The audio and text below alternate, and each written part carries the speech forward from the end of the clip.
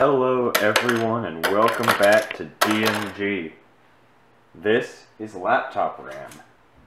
This is desktop RAM. They don't fit in the same hole. Or do they?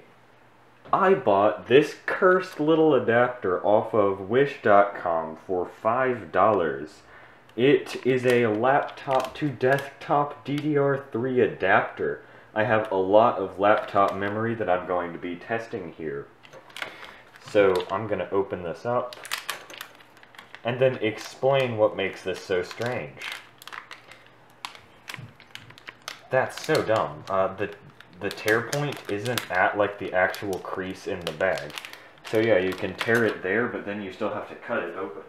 So already I have a complaint with this product. The bag is incredibly deceiving.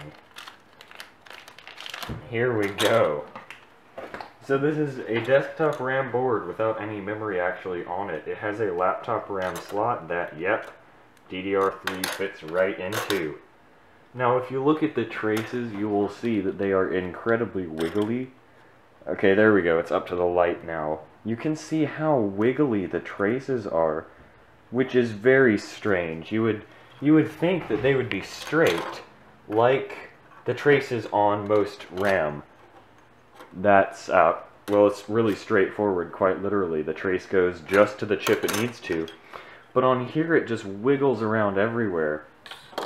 And there are probably many points that connect to each other, because aside from the pin density, how close the pins are together, being different from laptop to desktop RAM, the number of pins is also different. So this has 240 per side and 204 per side, which those are pretty different numbers when it comes to numbers of pins. Sorry, I don't mean, I think I said per side. This has 120 per side and 102 per side, because each side gets used. But yes, they have slightly different pin counts, so that means you can't just slap it into the same socket. I honestly already wouldn't recommend buying one of these, but I'm making this video so that if this is your last resort, whether or not I can actually, recommend it. Now, I'm going to be testing it in my NAS PC, which I already have open because that hard drive died. And I've been trying to do data recovery on the drive I moved the files from. So I'm going to unplug all of the drives, just so that if something does go wrong, I don't lose information. This is the least valuable board I have that takes DDR3, and I actually don't have anything newer that takes anything newer than DDR3. So yeah, this is the least valuable DDR3 board that I own. So that if something does go wrong, I'm not, I'm not down a workstation or enthusiast board, I'm down an Intel Atom. There we go, so those are disconnected. And, forgot how tight this case is. I think I'll pull the power supply out just for ease. 4 gig, 1 rank by 8. Camera can't see that. 4 gig, 1 rank by 8. 8 gig, 2 rank by 8. I don't expect that to even work in this board. Let's see. 1600 megahertz, 4 gigs. 2 gig, 1 rank by 8. Don't know what clock speed.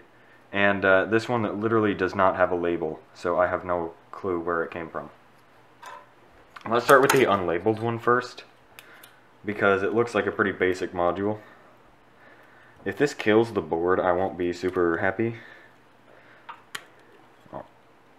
The slot feels cheap, like it doesn't click in there well, like it should.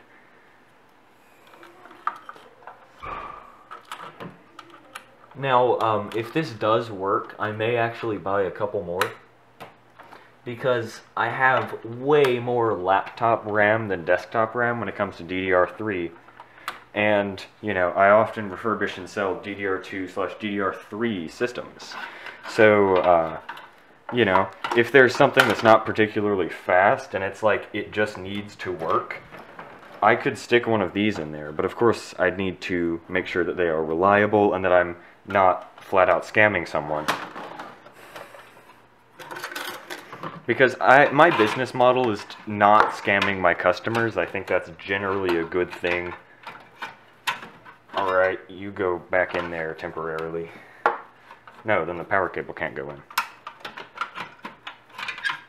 The RAM, this RAM thing is so tall that the power supply doesn't like fully fit in with it in. So I'm gonna have to hang it out the end like that. Didn't explode. Good start.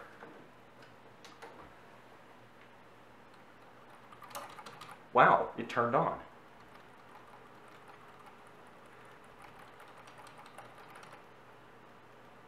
Don't seem to be getting a video out. And it just turned off.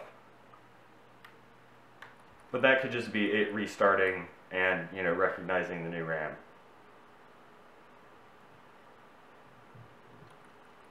Or it could not be. Yeah, it doesn't like this stuff.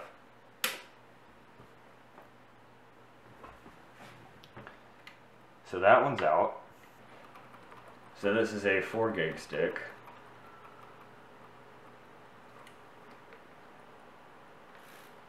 The monitor turned on. That's a good sign.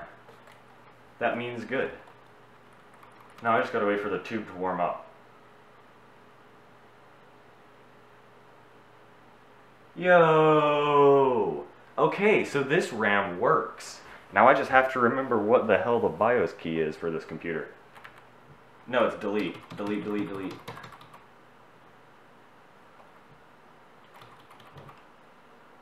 Here we go.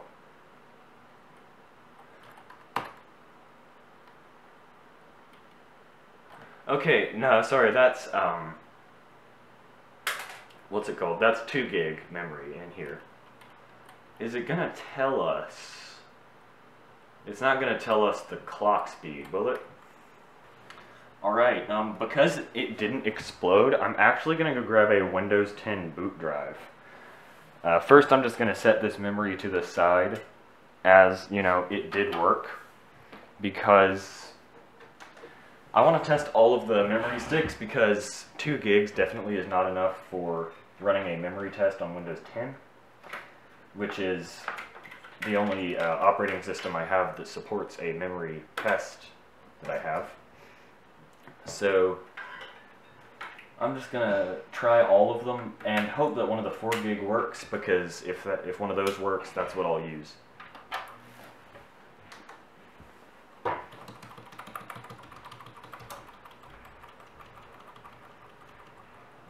I think this one might work. Okay, so that's a 4 gig stick. It just showed like 4192 and a lot of other numbers. Standard CMOS features, yes, 4092 megs. So that's absolutely fantastic. This 4 gig stick works. I think that is OWC, Otherworld Computing, this memory. So I think this stuff was 1600 megahertz. Just checking it. Okay, so this is 1600 megahertz memory right here. So you're not limited to just using 1333 megahertz.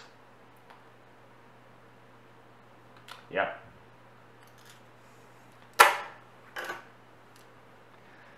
So allegedly these do run it at the base 1333 megahertz. This one has a crap ton of chips on it. I think it's 8 gigs. Which this motherboard I think only supports 4 gigs total, or maybe it's 4 gigs per slot. So this one might not even work with the board.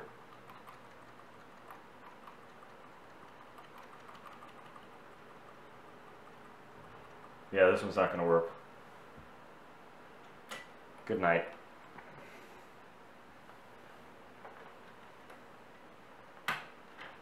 Don't tell me to buy a new power supply. And this is 4 gig, one ranked by a PC12800, which I believe this was also PC12800 right here. I expect this one to work.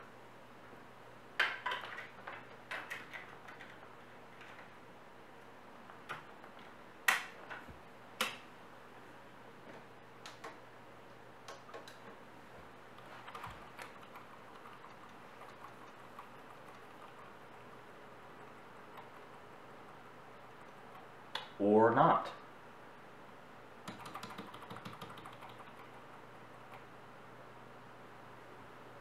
So it won't work with a literally identical stick to one that we already tested. So yeah, that really just does show how finicky. We'll put the 1600 megahertz back in. Watch this stuff not work now. If this doesn't work, then I know I did something wrong. For once. Because I'm never wrong. Did I do something wrong?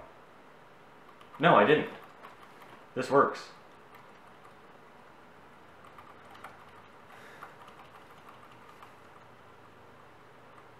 Yeah, alright. So, out of all of our sticks of RAM, out of all 5 of them, it only worked with 2.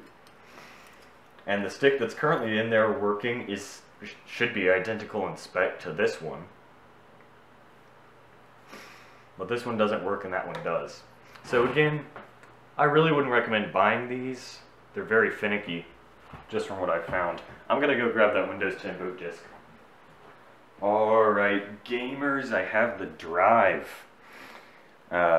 Ignore the fact that it says XP Pro SP3 and DMG server. It in fact is not in my server, and I don't think it ever even had Windows XP on it. I label drives with permanent markers and then, you know, regret it almost immediately. Just like most of my life decisions. Let's see. Plug in the SATA. Including that joke, I already regret it.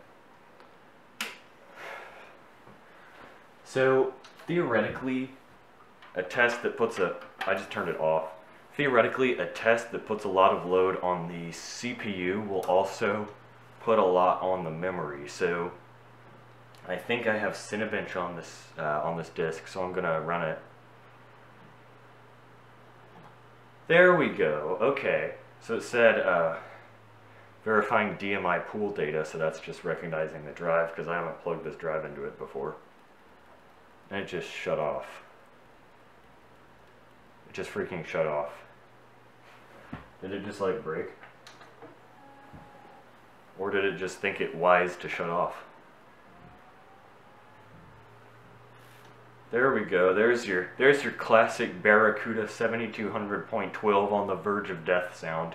It's not a good hard drive unless it sounds like an air raid siren when it's turning on.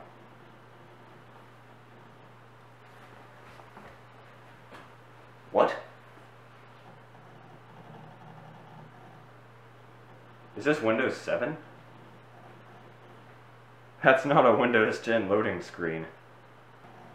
I could just pop the disk out of my render server that has Cinema 4D on it. Yeah, look, this is Windows 10, I promise. Then why was it a Windows 7 boot logo? What? Alright, I've actually graduated high school by the time this booted into Windows, but it worked. We still have no mouse pointer because I didn't plug it in. Actually, that's on my part. Let's do some Cinebench, boys. Also, I'm pretty sure it's running in 16 color mode for some reason. Yeah, what are those like weird borders around the windows? First, I should check the memory.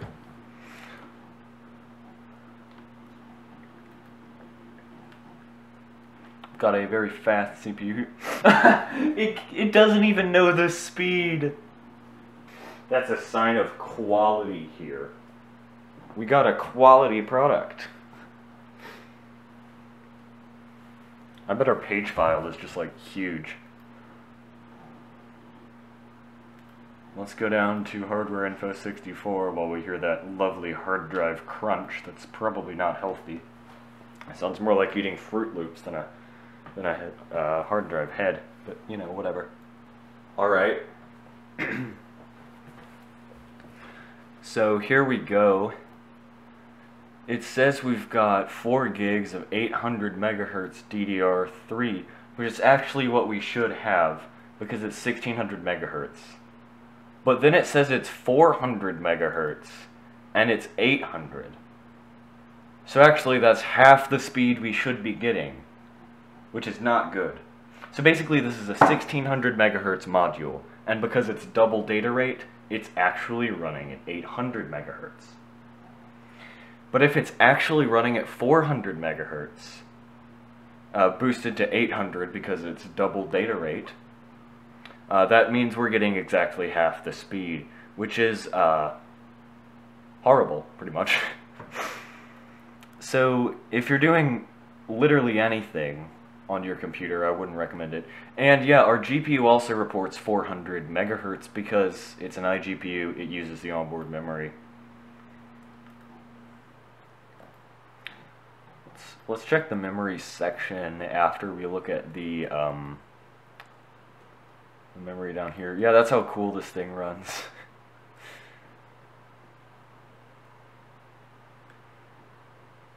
Where's memory, isn't there? Yeah, 400 megahertz. And we're getting 66614. Okay. Alright. I mean, it's not too bad, actually. PC3 12800 DDR3 SDRAM unknown. It's detecting that it is a SODIMM, which is interesting. It says it's 800 megahertz as well. 2048 megabyte module density. Okay, that makes sense. Alright, so it says we should be getting 11, 11, 11, 28. But, okay, so 66614 are the timings we should be getting at 400 megahertz, which is what the hardware info memory thing said that we were getting. So that's actually, so we can confirm it's running at 400 megahertz instead of 800, like it's supposed to, but the computer is recognizing it as, oh, it can run at 800 megahertz. Which is just weird. And again, there's the issue of it can't identify it. Alright, so now that we know our memory is like really screwed up, I'll wait for Cinebench to finish and then get a score. And then compare that with like the actual RAM that I had in there originally and see if it's at all worth it.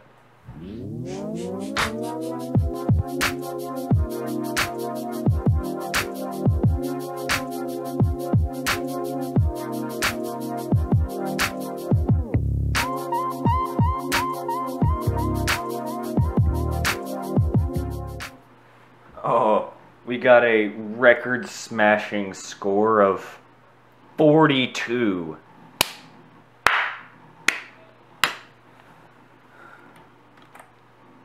I'm gonna take a screenshot of that. Oh, nice, the screen just went completely black when I took a screenshot. Yes, I would love to save my benchmark score. Whoops, that's just been open. Now we're going to shut this down, actually. Shut down. I don't know what it's trying to do, why the hard drive is so loud. We're going to take that RAM out and compare it to whichever of these is the fastest. No, I'm actually going to stick both in there. Yeah, these are both 1 rank by 8 PC3 10600U, which is pretty similar to what we have in there right now, but just 1 versus 2 sticks. I've been waiting to make a Doug Dimmadome joke for the entire video, because you know, like, DIMM, it's RAM. Like Doug Dimmadome, the owner of the Dimsdale Dimmadome. But that's the funny. We've got our score of 42! Oh, I should check the timing on this stuff now. 66615 timing. Now it says it's running at 667 megahertz, which This is DDR3 1333, so that's actually the correct speed. Task Manager is just reporting it incorrectly. So that's, it still says 400 megahertz here. Single channel mode, so we're not getting the dual channel speed boost or anything. Still says 400 megahertz for the GPU clock. So yeah, I guess this board's just a bit jank. Yeah, 666.7 megahertz, DDR3 1333. So we're actually getting the speeds we should with this module. That's good. I'm betting we're gonna get a score of about 50 with just the faster memory. And again, this board is only single channel. So if you put two RAM sticks in, it'll still only be able to access it with the bandwidth of 1. But because this RAM is higher clocked and not in a $5 adapter from wish.com, it's probably going to be faster anyway.